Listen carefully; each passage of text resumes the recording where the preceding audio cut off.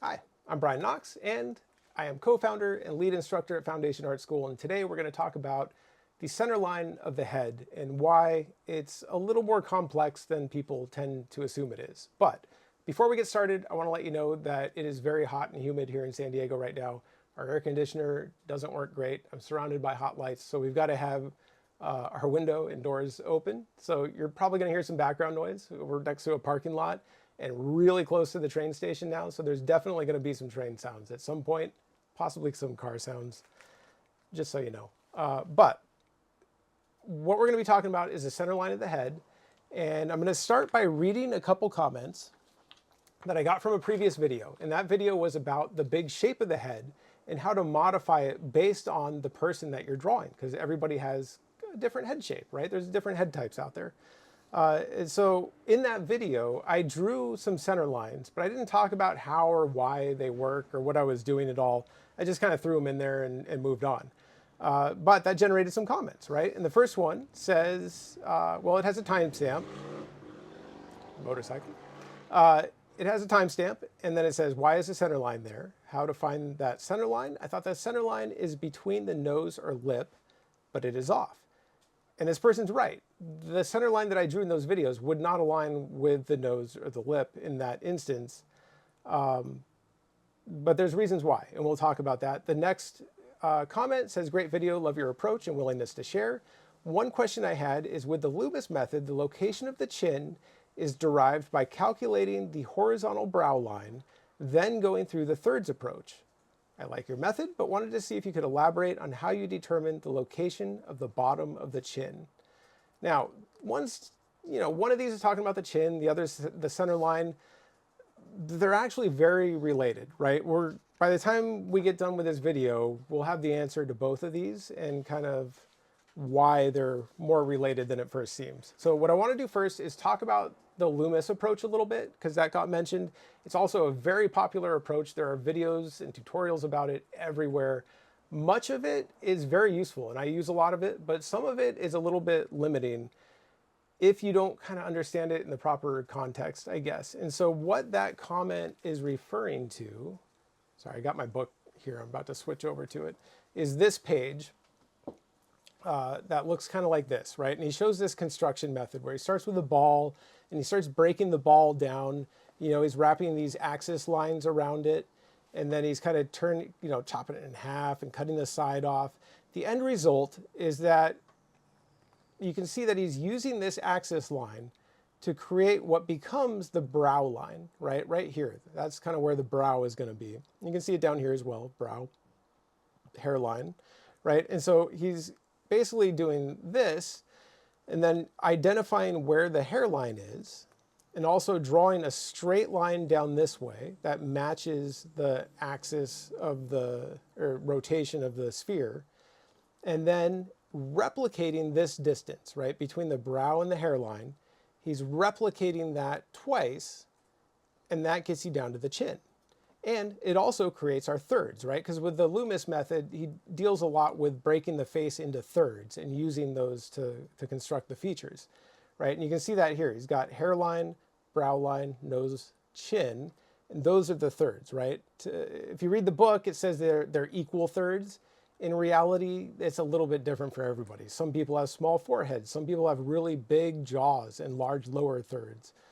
There's a lot of variation, but the concept is solid, right? And we can modify it based on who we're going to draw. The problem is right here where he has everything aligning along this straight line, including the chin, and then kind of connects up the jaw, that only applies to one very specific head type, right? And that's partly what makes this way of drawing a bit of a disservice, right? And there's a lot of YouTube channels and things that show heads that are constructed this way, where they start with the ball, they pull the straight line down, and then they replicate that distance. But that only works, like I said, on a very specific head type. And you can see that head type here. I mean, he shows it in his book over and over, right? This is the result, is this type of head. And if you need to draw that type of head, this will work really well. If you need to draw any other type of head, this won't work at all. You know, it'll really make things difficult. So I'm going to show my approach to understanding the center line and the chin and all that, and kind of why I do things the way that I do. So we're going to start with just drawing kind of some generic head shapes, and I'm going to draw these from memory. And I'm doing that intentionally because I want to show how important it is to have this stuff memorized. It wasn't until I had these things memorized and could draw them from memory that my ability to draw, you know, heads and figures and stuff got a lot better. So let's jump back over here again. Zooming out a little bit.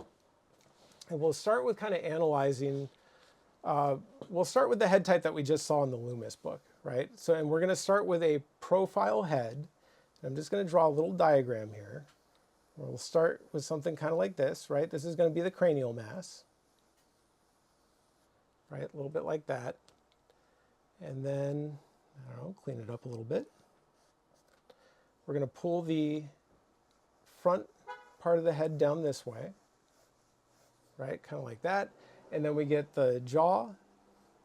I want the back of the head and the jaw to have like a rhythmical connection. So the back of the head is going to lead right down into our jawline. We'll get something roughly about like that. Right, that looks pretty good. Clean up our construction lines here. You know, and we need to practice these big shapes over and over to the point where we can draw them to fit the proportions of any specific person, you know, is kind of the idea.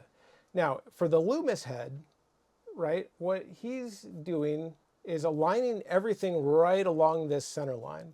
And I have a little bit of a bend to it here, but that's okay. It'll still work.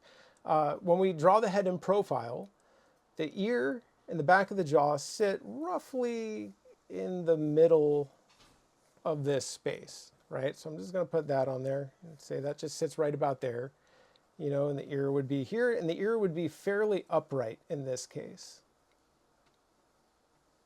right? It's going to sit fairly upright. It's tilted back a little bit, but not very much. Now we're going to have the hairline up here, right, which sits kind of up. We get the change in plane of the forehead right here. Kind of near the top of that change in plane, we get our hairline.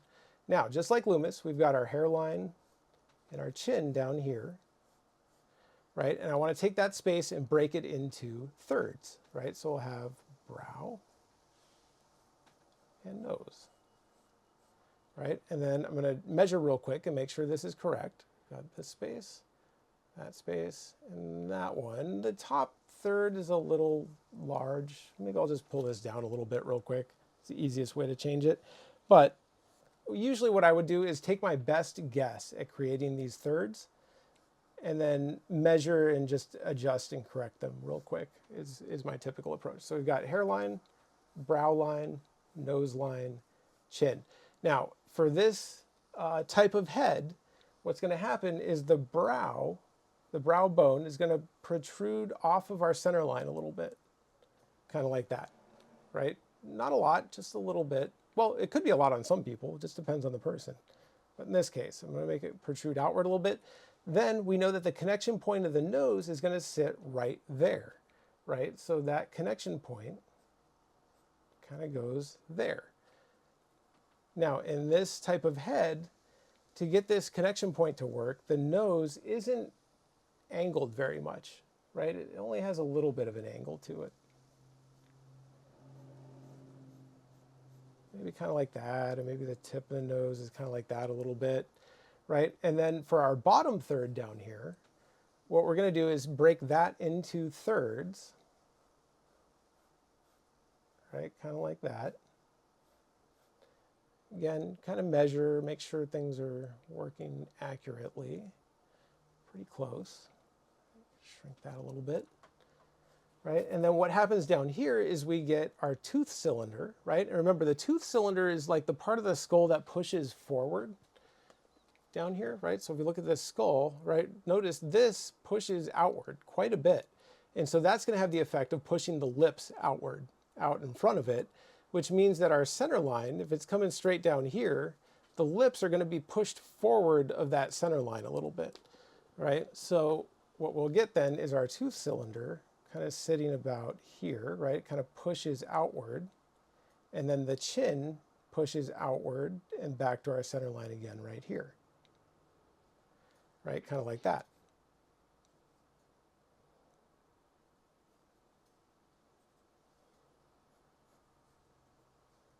And of course, our nostril would kind of come back in there a little bit.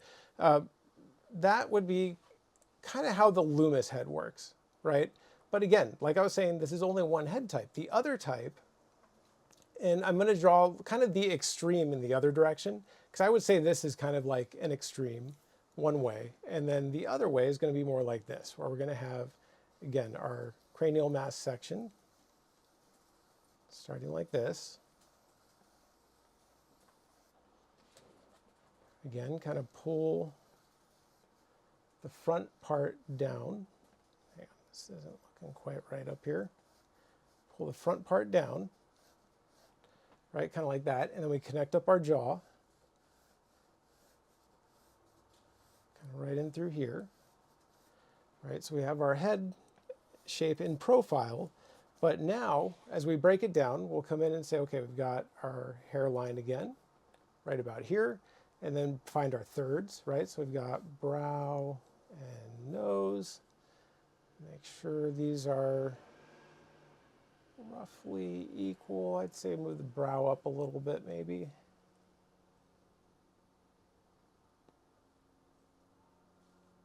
Yeah, that's pretty good. So find our thirds. But with this type now, things are going to be a little bit different. They start the same, where we have, you know, the forehead kind of coming around, and then we hit the brow. The brow bone kind of sticks out a little bit, out this way. But now the nose is going to sit at much more of an angle this direction, right? Way more of an angle, right? Remember up here it was angled like this. Down here it's like way more of an angle. And then that means our connection point for the nose now is going to sit out in front of the center line. Now it's here, right? Our center line is here, but the connection point of the nose now just shifted outward, right? And so now if we find our thirds again down here, right, that tooth cylinder also shifts outward. And now that tooth cylinder is kind of sitting out here. And our chin is also out here, right? All sitting out in front of the center line. Now, in my experience, a lot of the time with this head type, what happens is the back of the jaw and the ear will sit at more of an angle, right? Because if you look at this right now, the jaw seems way too long. And you're like, well, that's great, but now the jaw looks not right. You know, if you look at both of these, something's a little bit off with the jaw. And if we just angle this line more, suddenly we took the jaw and made it the correct size again, right? And so for this type of head, then the ear also will tilt back a lot more, right? Kind of like that. So these are our two main head types, right? This one kind of follows Loomis a little bit in terms of construction, a little bit more angle of the jaw maybe.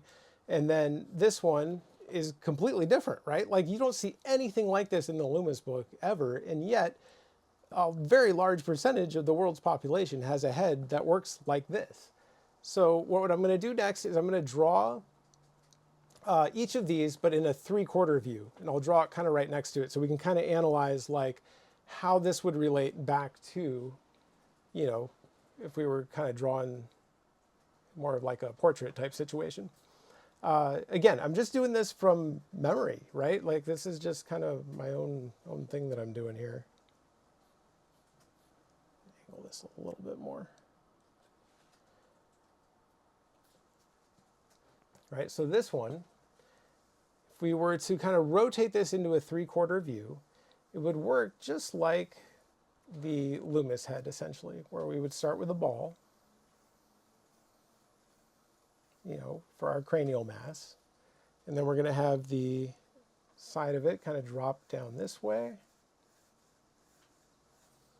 right? And then we get this part kind of coming down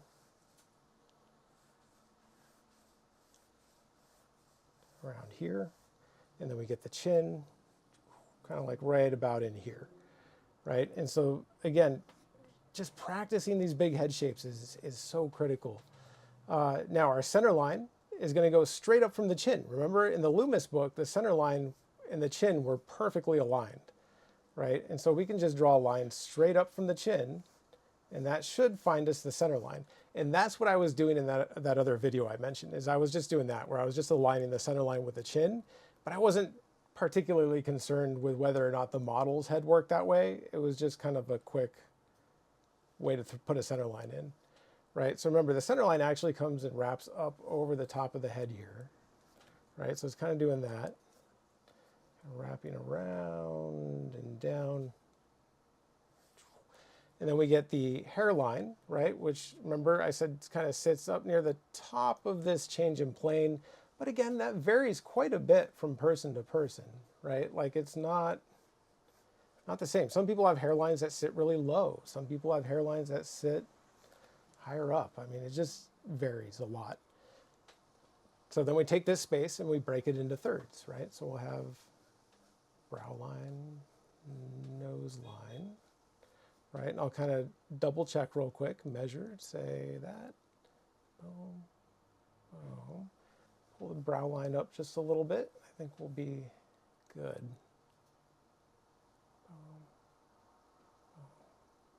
Well, yeah, it's pretty good.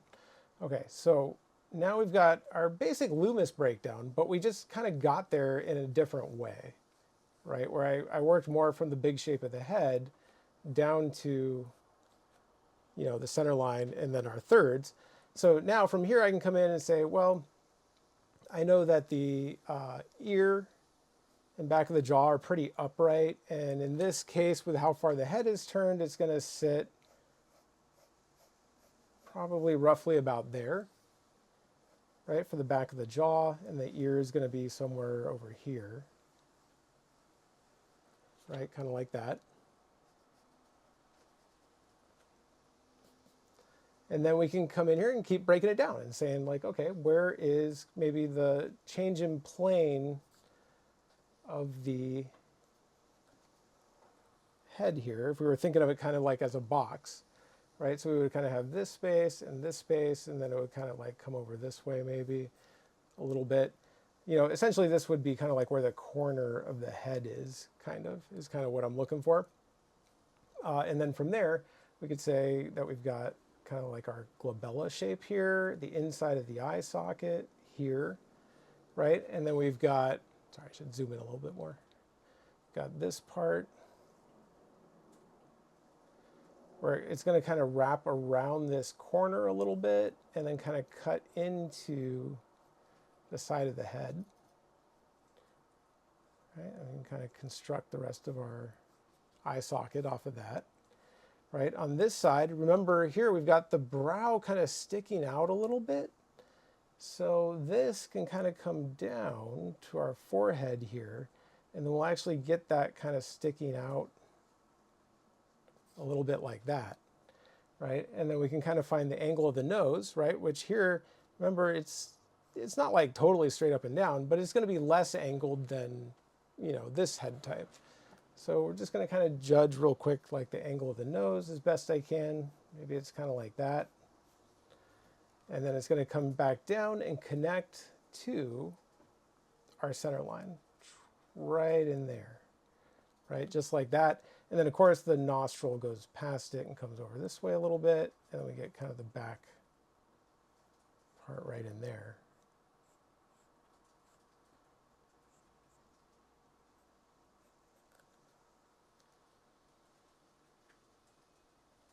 Up a little bit, right? So we get our nose, and then of course we break this into thirds again.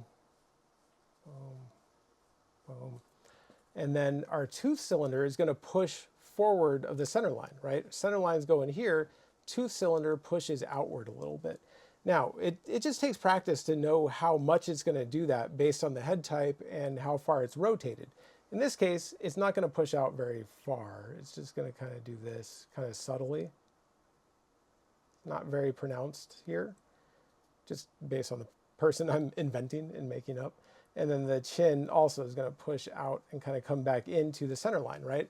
So everything on this head is connecting to the center line, right? Like it's kind of starting at the center line, protruding off of it, and then coming back to it, right? So it's kind of like the nose.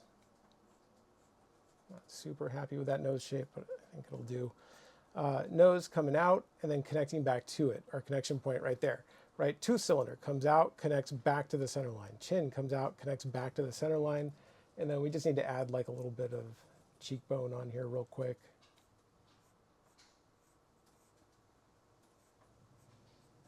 You know, and then that's basically it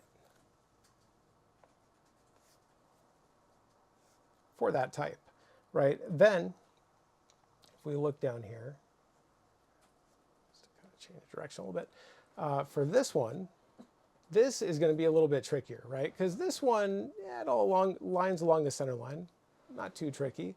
This one, we're going to start kind of the same way. Start with the ball.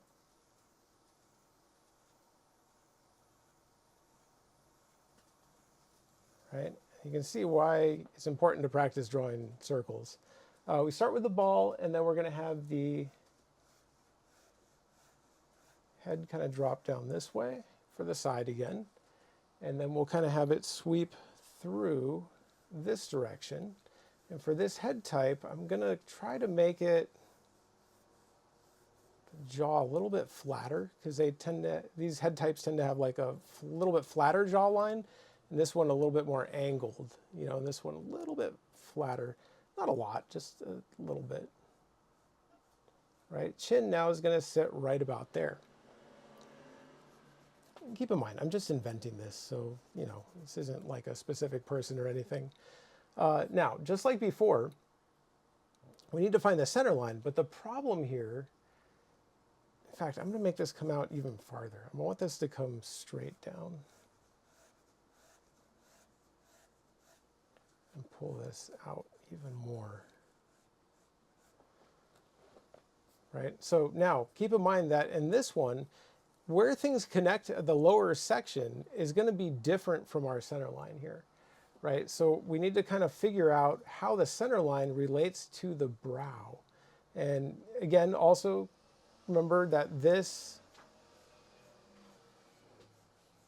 back of the jaw and ear connection is going to angle a lot more than this one, right? Sits at more of an angle. And that, again, kind of keeps our jaw shape from getting too long. Also means that the ear is going to tilt back a little bit more. Right, kind of like that. Now, the center line here is going to be more difficult to find, unfortunately. So we've got the hairline, got the chin. The center line is going to kind of come right down here.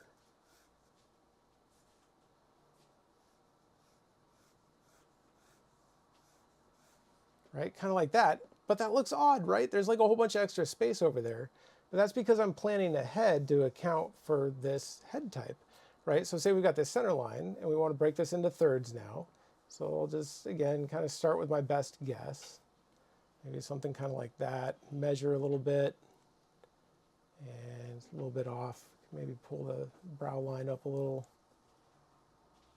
And that is about right. Okay, so we've got our brow line here, nose line here, chin, and hairline, right? Kind of like that. So as we work our way through here now, we're going to start kind of the same way and kind of see our little glabella shape here, right? And we'll kind of find where maybe the side plane starts, you know, and kind of, you know, just like before, we kind of wrap around that corner a little bit, cut into the side plane of the head. Kind of find our eye socket shape. Same thing over here, right? Remember, we get this part coming in, we get the forehead over here, and then our brow bone is going to push outward a little bit, kind of cut back in, kind of like that. Right? So we get something kind of like that. But now what happens is we're going to have the nose sitting at much more of an angle. right? It's sitting kind of more like this time, right? Remember up here, we have this angle, right? Down here, now we've got like this angle. So to connect that up, notice what's happening here is the connection point of the nose now sits here, right? Which is shifted over from the center line, right? And then that continues the rest of the way down. So now as we break this into thirds down here, right, what happens is the tooth cylinder now aligns more with the nose and the chin down here, right? So it's going to kind of push forward this way. And then the chin will push forward this way, right? So notice that all of these connection points, the connection point for the bottom of the lip or the top of the chin, the bottom of the chin, the center of it right there, connection point of the nose are all shifted forward from our center line here. And then, of course, we get, I'll find the rest of that eye socket, and then the cheekbone is going to pop out, and it's going to come out a little bit farther than the other one and kind of help account for this section being pushed forward a bit.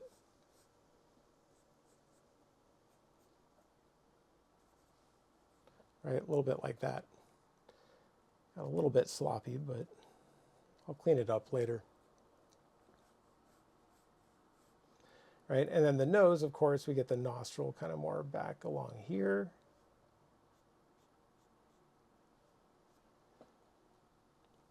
So what we've got now is two very different head types.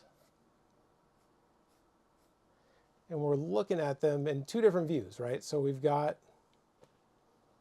profile where we can kind of understand conceptually what's going on. And then like in practice, we've kind of put it more into like a three-dimensional view. So this is kind of the problem with Loomis, right? I mean, you can see how if we followed that Loomis construction method where we just drew a straight line and that line led us directly down to the center of the chin, that would not work for this type of head. It just wouldn't work.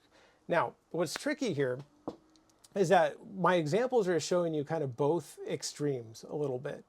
And those are important to understand, but in reality, most people fall somewhere in between, or you kind of think of it as like combinations of the two, right? So that's where you have to start really kind of looking at who you're drawing and being able to analyze their head specifically, and then construct something just based off of your own knowledge that represents their head is kind of the idea. And so I have a whole bunch of examples here that I printed out that we're going to look at. But before I do that, I want to just draw just an example of like a hybrid head shape that kind of combines the two of these a little bit. And we'll do that here, kind of down here at the bottom. Zoom back in here. Whoa, wrong way. There we go. Okay, so here, right, say we have, again, our cranial mass shape.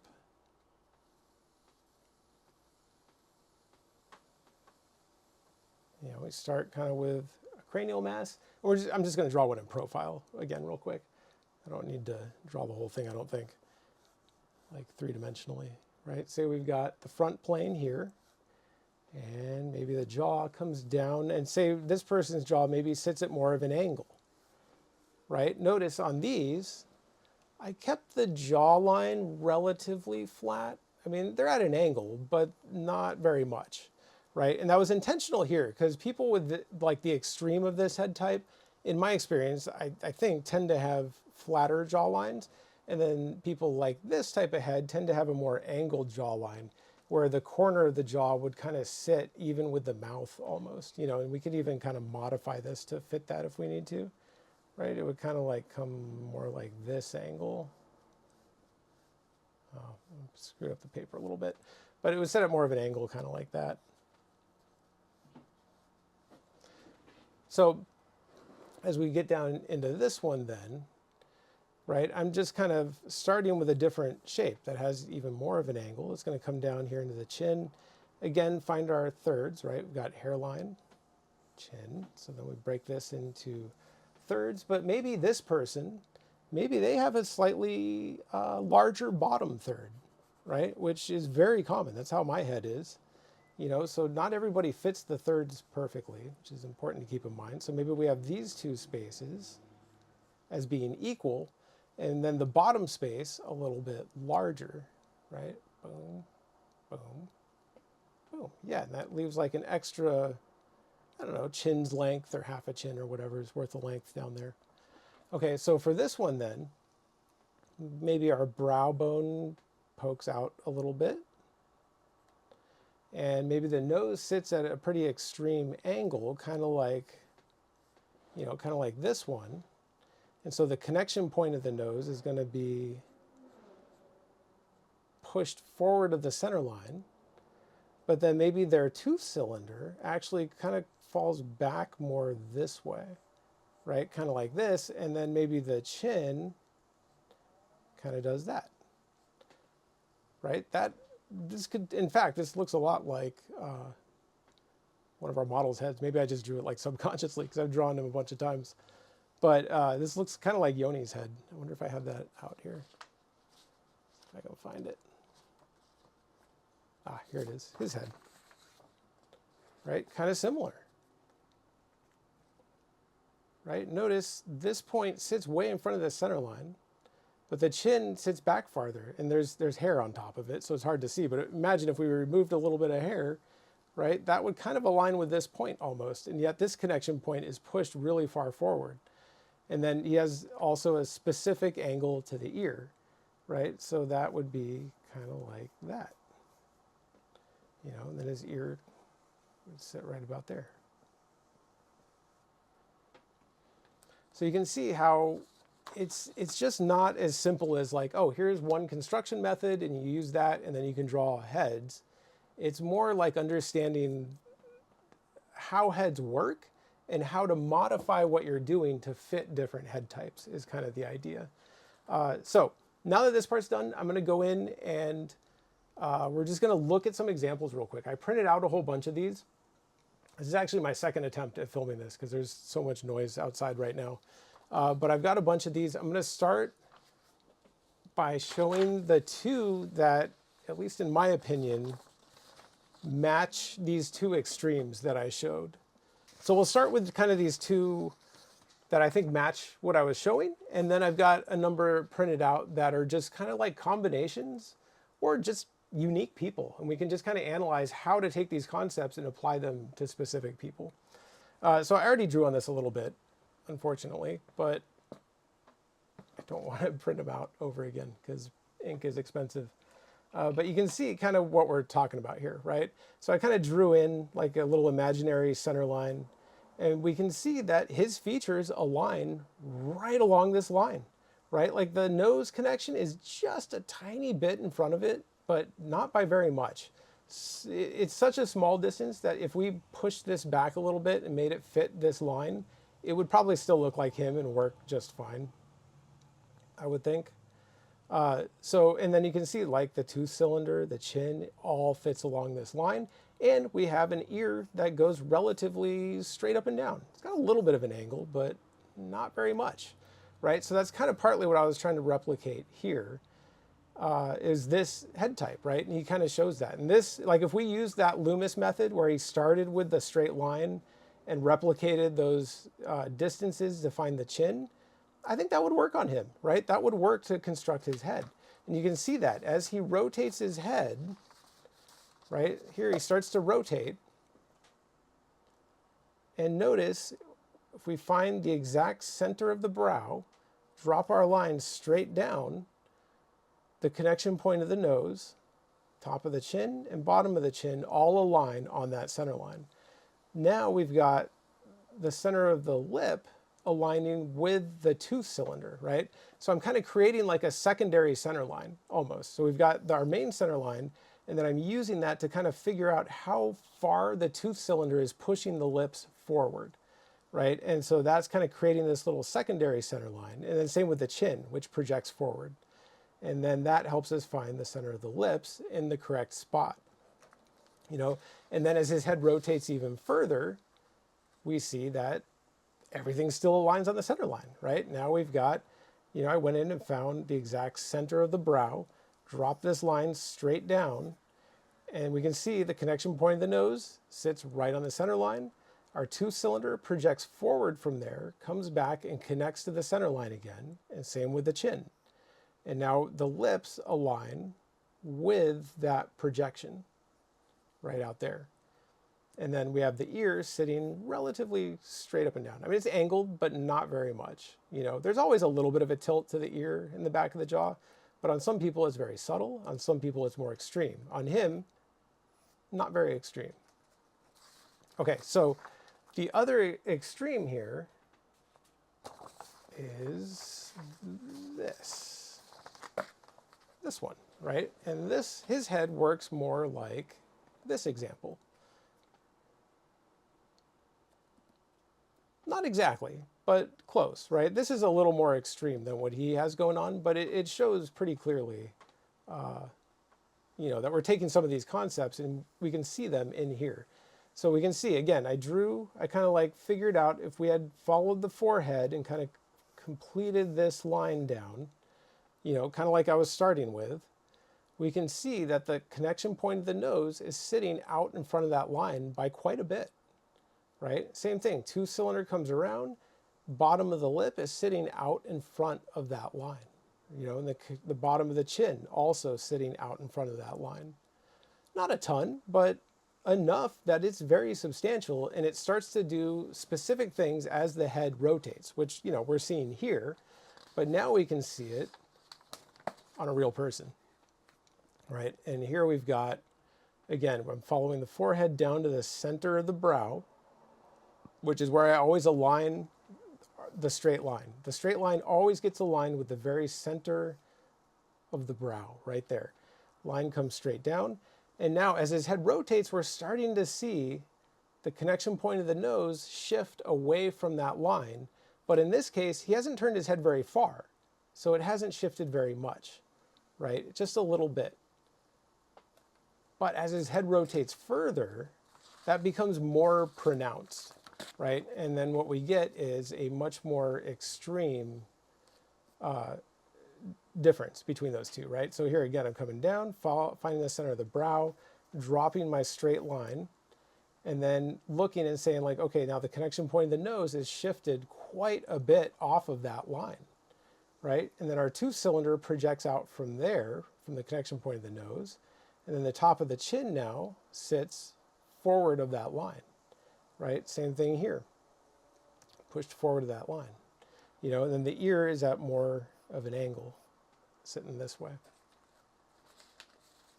So those, I think, are two examples that match kind of what I was showing here.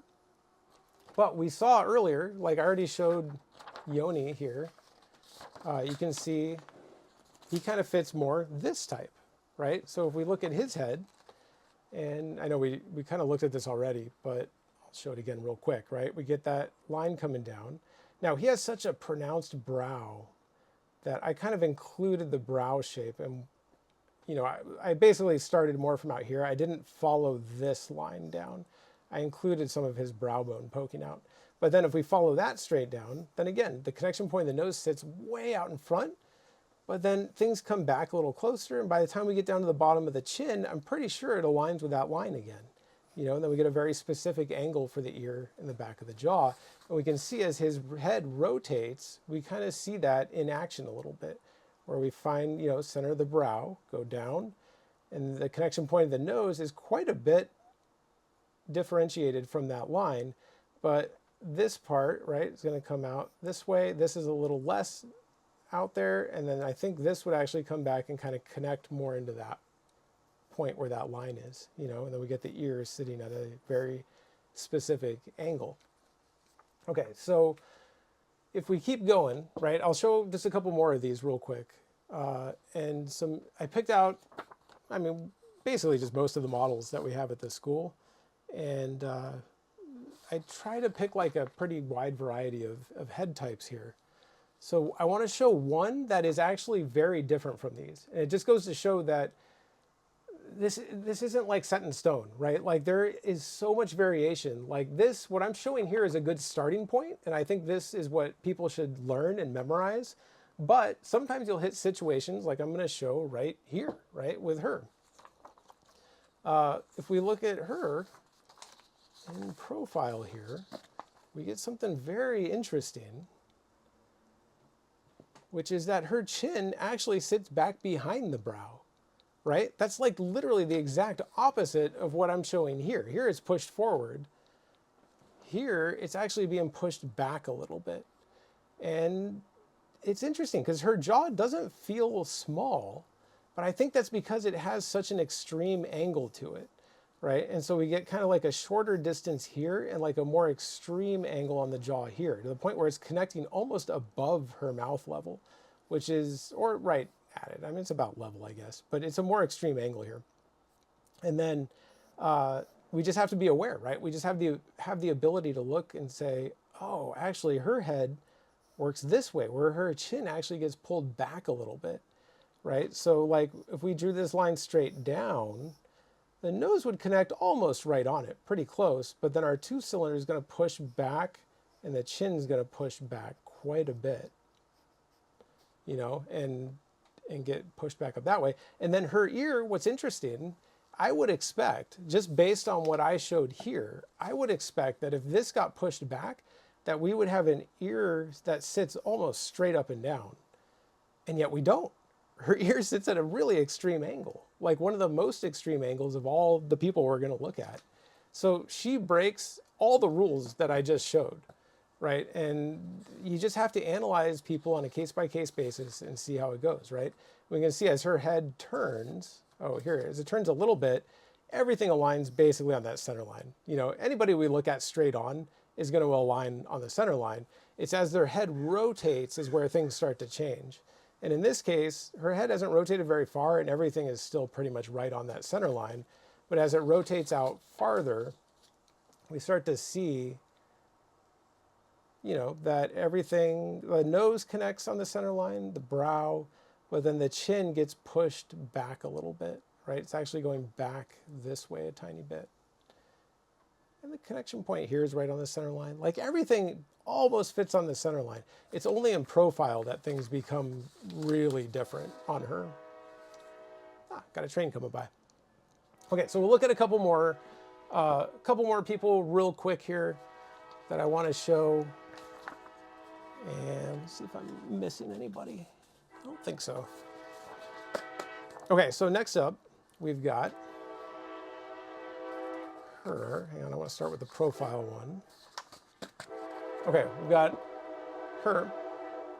And as we can see, another situation where the tooth cylinder and nose connection are pushed out in front of the center line, right? I would start with a cranial mass, pull that line down this way, right? But then you'd have to look and note and say, oh, the connection point of her nose sits out in front of there, right? The connection point of the bottom of the lip or the top of the chin, however you want to think of it, is pushed out, but then her chin kind of gets pulled back inward a little bit to where it kind of realigns with that line. Kind of similar to this one, but in a way that's much less extreme. It's a lot more subtle. And she also has a very extreme, not super extreme, but a significant tilt to her ear, you know, and jaw. And then as her head rotates, right, and if it rotates a little bit, we pick up a little bit of change, right? But not very much. But as her head rotates farther, then it becomes more significant, right? And if our center line is like here, then we see that the connection point of the nose is shifted outward from there a little bit, you know, and same thing with the top of the chin, and then it kind of comes back and comes pretty close to connecting to our center line again.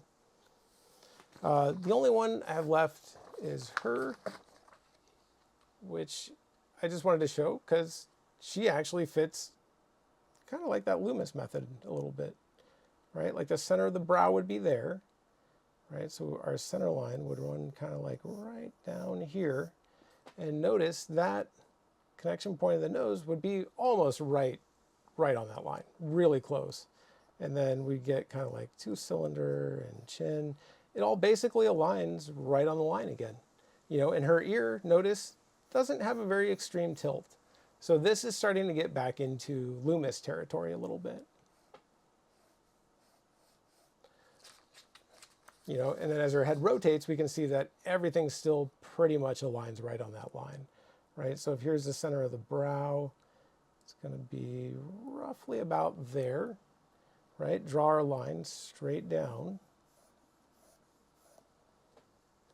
And notice the connection point of the nose is basically on the line. And then we get the 2-cylinder pushing forward. Basically coming right back to our center line. And then the chin pushing forward and coming right back to our center line again. So that is what I wanted to show. I hope this helps and kind of clarifies what's going on with the center line, because it's not as simple as you would think. I mean, you would think, it just goes down the center of the head, and it does to an extent, but then you need to really take into consideration who it is that you're drawing and their head type and modify things to fit a specific person is kind of the idea. So thank you for watching. I appreciate it. I hope this helps, and I will see you next time. Bye.